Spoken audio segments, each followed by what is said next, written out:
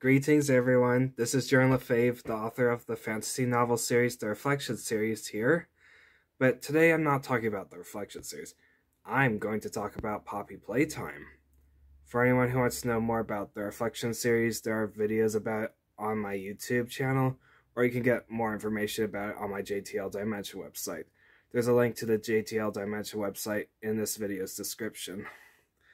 Anyways, based on the first 3 chapters of Poppy Playtime, I've gotten a major theory about Poppy Playtime to share with all of you. It's pretty long, so I had to write it all out on my computer, which I'll read out loud to all of you. Here it is. I believe that the one main playable character in the Poppy Playtime series is none other than Stella Greyber, a character who has gotten at least one reference in each chapter of Poppy Playtime. Think about it, everyone. Stella was one of the head people of the Playtime Company. She had her own office. She even had her own slide positioned beside Elliot Ludwig, the owner of the company, which explains why all the evil toys recognize her, hate her so much, and want her dead.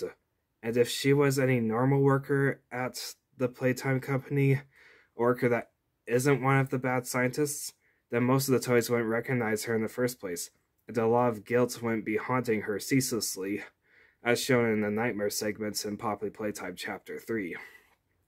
So, here's what I think happened to her based on the tapes she was referenced in. She started off as a normal woman with a happy, humble, playful, bubbly personality who just wanted to help make toys, love children, make children happy, and give lots of toys to many children to make their childhoods as wonderful as her past childhood. This would be why she has been a huge supporter for the Playtime Company, why she loved the company so much, why she became one of the highest ranked workers of the company, and why she felt at home whenever she worked there. She definitely looked up to Elliot Ludwig and his toy company very much in the past. But then the video where she was interviewing Mr. and Mrs. Hartman about them wanting to adopt Jeremy, she realized in Jeremy's form that he was no longer available because he's being used for testing, and she even points out to the couple that she doesn't know what he's being tested for. So here's my inference on what I believe happened next with Stella's past story. Stella felt bad for the couple and the orphan Jeremy, so she decided to try to help them out and investigate Jeremy's situation. She had no way of accessing Jeremy, and she wasn't able to get any clear answers about him from anyone as well. So she then sneaks into a restricted laboratory within the toy factory to see if she can find any answers about Jeremy, and she discovers some secret documents. She searches through the documents and discovers that the orphans are literally being tested, operated, experimented on, and literally getting made into toys, including Jeremy himself.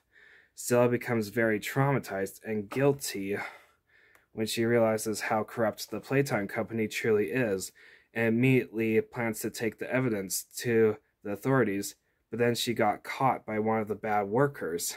They took back the evidence from her, and she immediately got fired and banished from the toy company to protect their dark secrets and Elliot Ludwig's reputation, which obviously happened sometime before the Hour of Joy. That explains why she, as the main character of Poppy Playtime, is still alive, why she didn't know all of the bad events that have been secretly going on at the company, as Poppy's voice pointed out in one of the nightmare segments, why she didn't know anything about the prototype, why she knew nothing about the Hour of Joy later in the series, why she is so well known at the company, and why the guilt continuously haunts her on behalf of the orphans. Then later in the future, at the beginning of the game, Stella receives the mysterious letter that says there are co-workers that are still alive at the Playtime Company, and she has to find the poppy flower. She figured that the co-workers must trust her because they all know her good nature and considered her to be the best option for giving them the help they need. And after Stella received the letter, I inferred that she did try to ask the police for help, but they didn't believe the letter to be true. Like, maybe it's just a prank that someone is pulling on her, and that there couldn't be any survivors at the company after everything that happened. Since she couldn't get any help, and the guilt still never stops haunting her, she decides to try to go rescue the coworkers herself. She decided that this was her way of redeeming herself for being one of the biggest supporters for the Playtime company that experimented on all those orphaned children that she loved so much. And that's why I believe that Stella Greyber is the main playable character of the Poppy Playtime series all along. I hope my Poppy Playtime theory is to your liking. Feel free to let me know what you think about my theory in the comment section below.